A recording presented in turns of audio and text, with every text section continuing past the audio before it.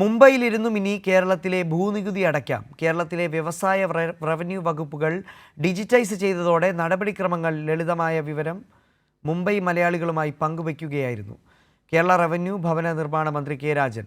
മുംബൈയിൽ ഒരു പൊതുപരിപാടിയിൽ പങ്കെടുക്കാനെത്തിയതായിരുന്നു മന്ത്രി.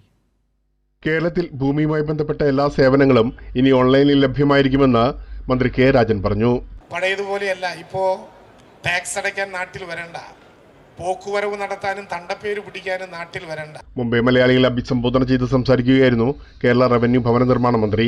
ഇനി മുതൽ നികുതി അടയ്ക്കാനും ഭൂമിയുടെ പോക്കുവരവ് നടത്താനും എളുപ്പത്തിൽ കഴിയും. വില്ലേജ് ഓഫീസുകളിൽ നിന്ന് ലഭിക്കേണ്ട 22 സേവനങ്ങൾ സമ്പൂർണ്ണമായി ഈ സേവനങ്ങളായി മാറി.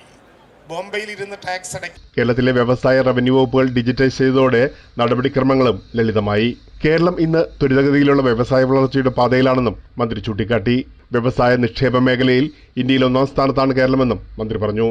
വ്യവസായ വകുപ്പ്, തദ്ദേശ സ്വയംഭരണ വകുപ്പ്, റവന്യൂ വകുപ്പ്, ഈ രംഗങ്ങളിലെല്ലാം വ്യവസായ വകുപ്പിനോട് ചേർന്ന് നിന്ന് നടത്തിയ നേട്ടങ്ങളാണ് വ്യവസായ വകുപ്പിനെ 1ാം സ്ഥാനത്തേക്ക് കൊണ്ടുപോയത്.